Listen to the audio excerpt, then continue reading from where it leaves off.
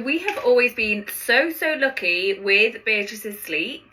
She actually started sleeping through from 7 till 7 from about 12 weeks, but sleeping through the night, so from like 10, 11 when we were going to bed till 6, 7 from like 8 weeks old. I was actually really paranoid about the lack of sleep before we had Beatrice. When we were pregnant, I was like, oh my god, how am I going to cope with not sleeping? So I did some research online and found a company, I think it was on Instagram, called Calm and Bright Sleep Support. And before Beatrice was even born, I actually bought one of their sleep courses.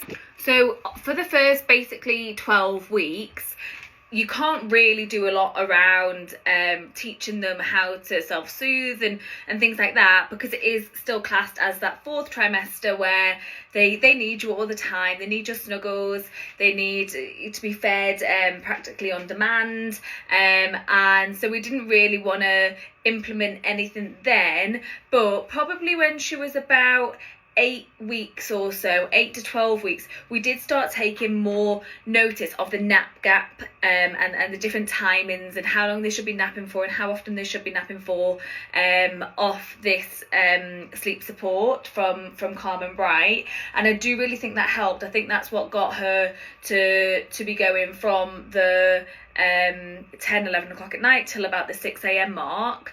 And then when she did turn 12 weeks, that's when we started doing a little bit more of the teaching them to self-soothe. But the thing I really like about this sleep course, and I've not looked at others, but the thing that made me go for this one is because I didn't want to do a lot of the cry it out method. I didn't want her to be sat in her room or in my room in her next to me just crying for ages. So with the Calm and Bright Sleep Support plan, you don't leave them, you leave them the room for 20 seconds and then you can go back in, and then it's you up it slightly, but you never leave them for more than a minute. Which although that minute feels like hell, it didn't take long at all. It took probably a week or two of going in and out for 10 minutes or so before she started sleeping through the night, and has done since.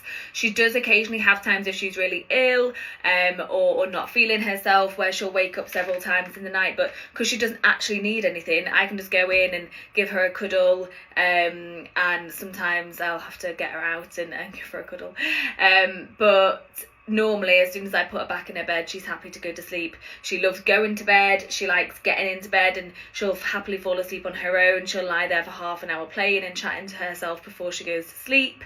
And she likes going down for naps too in the day, be it in her cot or in the pram.